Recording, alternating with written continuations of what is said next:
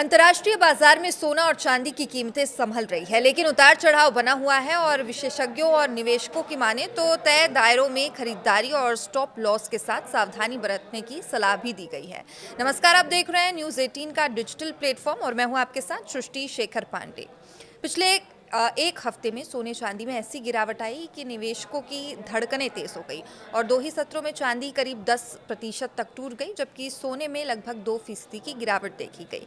लेकिन नए सप्ताह की शुरुआत में तस्वीरें बदल गई हैं और सोमवार को वायदा बाजार में जबरदस्त उछाल के साथ दोनों की कीमतों में वापसी और निवेशकों के मन में फिर वही सवाल खड़ा हो गया है कि क्या अभी खरीदारी का मौका है या और गिरावट का इंतजार करना बेहतर रहेगा। तो चलिए जानते हैं।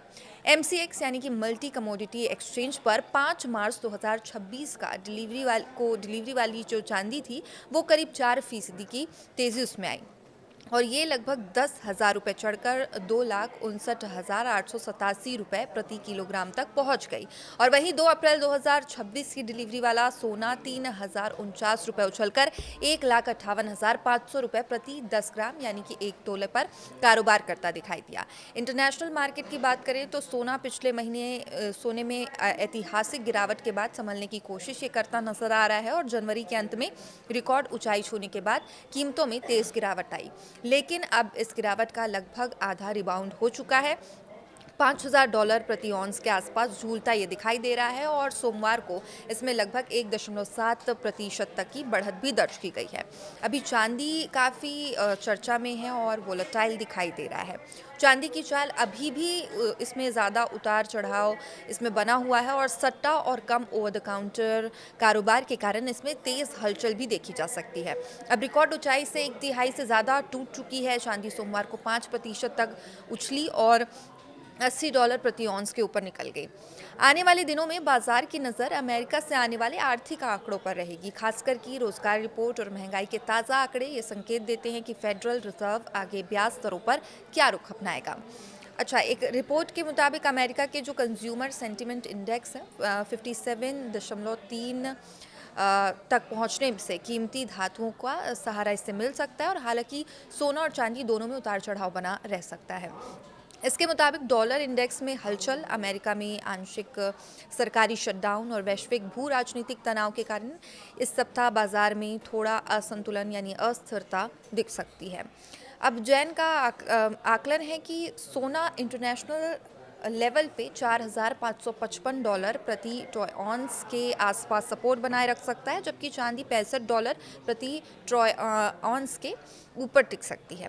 अब MCX पर सोने को 1,54,000 से 1,51,800 के बीच सपोर्ट और 1,57,000 से 700 से लेके 1,60,000 के बीच रेजिस्टेंस देखा जा सकता है। चांदी के लिए बात करें तो 2,44,000 से 2,36,600 रुपये का सपोर्ट और 2,55,500 से 2,62,000 के बीच रुकावट मानी जा सकती है। अब सोने में 1,54,000 से 1,52,000 के दायरे में खरीदारी कर सकते हैं। 1,50,500 के नीचे स्टॉप लॉस रखते हुए 1,56,800 से 1,59,000 का लक्ष्य रखा जाएगा और चांदी में 2.5 लाख से 2,44,000 के बीच खरीदारी और 2,36,000 के नीचे स्टॉप लॉस रखते हुए 2,55,500 से 2,65,500 तक का लक्ष्य देखा जा सकता है। अब एक्सपर्ट्स की माने तो MCX गोल्ड में हालिया गिरावट के बाद मजबूती से सपोर्ट मिला है। अब दोबारा तेज़ी का ट्रेंड जो है वो शुरू होता दिखाई दे रहा है।